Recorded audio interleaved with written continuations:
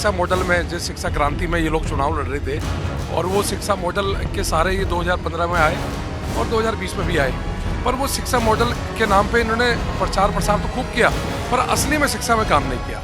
BJP विधायक रवि नेगी जी हमारे साथ है। सर, आज आपने सदन में मुद्दा उठाया कि किस तरह से आपके क्षेत्र में स्कूलों में जगह नहीं है बच्चों के क्लासरूम में बैठने के, टॉयलेट्स ठीक नहीं है, झंडों पर जितना खर्च हुआ है वो 3 गुना है, क्या कहेंगे? बिल्कुल, जिस शिक्षा मॉडल में, जिस शिक्षा क्रांति में ये लोग चुनाव लड़ रहे थे और वो शिक्षा मॉडल के सारे ये 2015 में आए और 2020 में भी आए, पर वो शिक्षा मॉडल के नाम पे इन्होंने प्रचार प्रसार तो खूब किया पर असली में शिक्षा में काम नहीं किया।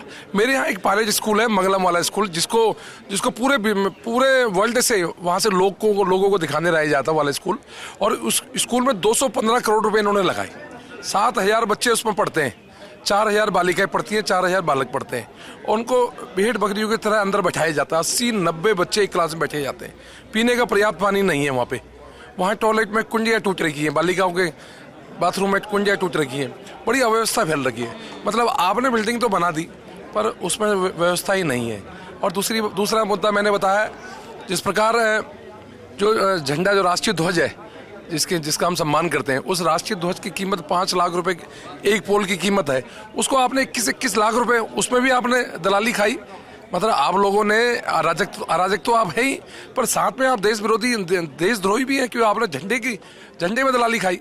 तो ये ऐसे कई सारे मुद्दे मैंने उठाए और मुझे लगता है कि शिक्षा के नाम पर सिर्फ एक दुकान चलाई, और असल में 9th क्लास और 11th क्लास के बच्चों को जिस प्रकार फेल किया गया, उनके बच्चों के साथ खिलवाड़ किया गया, उन्हें किसी लायक नहीं छोड़ा अपने रिजल्ट को ठीक लाने के लिए।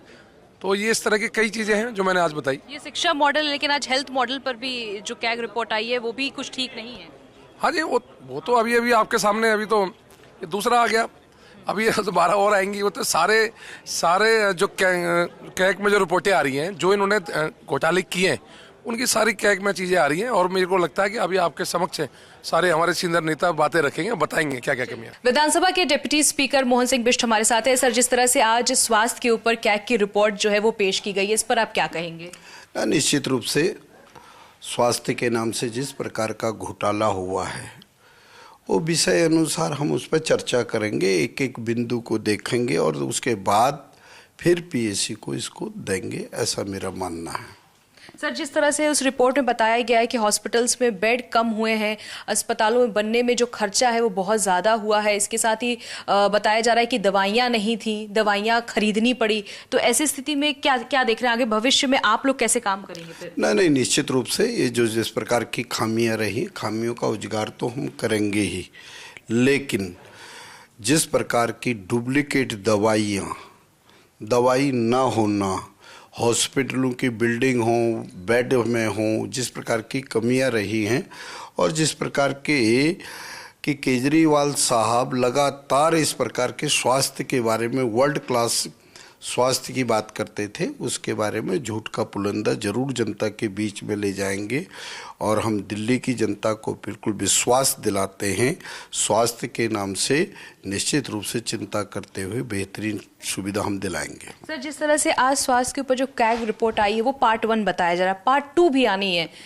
हाँ, पार्ट 2 के अंदर जिसमें मोहल्ला क्लिनिक भी होगी, कई जगह इन्होंने इस प्रकार की डिस्पेंसरीज वगैरह खोल रखी, उनके भी बारे में होगा, बहुत सी चीज़ें होंगी ये पढ़ने। तो उम्मीद करें कि सर सोमवार को पार्ट 2 दिया जा सकता है? या मेरे को लगता है सोमवार को तो आएगा नहीं, क्योंकि आज जिस प्रकार से रिपोर्ट पेश की गई, इसमें फौरी तौर पर इसमें डिस्कशन किया गया, तो उन चीज़ों को पूरी तरह से पढ़ करके तभी तो इस पर होगा ना, तभी तो पार्ट 2 आएगा ना। ठीक है, बात करने के लिए बहुत बहुत शुक्रिया। मोहन सिंह बिष्ट हमारे साथ है। कैमरा पर्सन आर के यादव के साथ भावना किशोर, टाइम्स भारत के लिए।